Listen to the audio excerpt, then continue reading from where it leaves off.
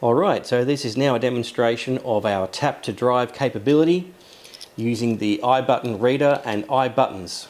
So the iButton reader is mounted here on this vehicle, and we've mounted it there specifically so we can put the key in and reach that without having to remove the key or use two hands. It will depend on your vehicle and what you want to do. Especially if your vehicle is keyless, it won't really matter where you put that as long as it's within clear and easy access to where you want it to be. So this is the iButton. It is a very small device, and by its very nature it is not vulnerable to a remote attack. So if you have a RFID card, or for example you're aware of the fact that your credit cards are used for tapping, they can be remotely attacked. RFID cards can be remotely cloned. iButtons require physical contact for them to work. They do not work unless you actually tap these to the reader. And the reason for that is the reader is an electrical connection between the button and the reader itself. So looking at the reader here, if we look at the button, you can see the button has, it looks a bit like a coin cell battery, and it has an outer ring and an inner surface.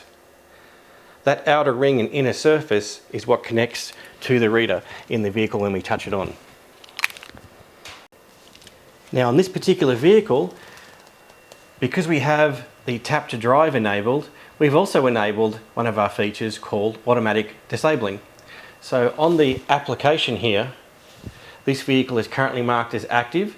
It is currently 11:39 AM. This vehicle will shortly self-disable because it is not moving and the ignition is off, and the current timeout for the purposes of demonstration is 3 minutes. Oh, and we've just seen the vehicle disable itself in that time. So of course, by having automatic disabling, it can be a little frustrating if you've briefly ducked into the shops and you've come back and you go to start the car and it won't start, and you realise it's because you've got automatic engine disabling turned on. So all we have to do is use our tap to drive iButton.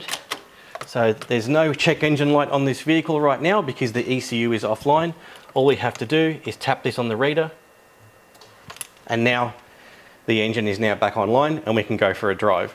Once we finish driving and we park the car, we take the key out, leave the vehicle, again, this vehicle will self-disable within the defined timeout period, which you have full control over, the default we provide being 15 minutes.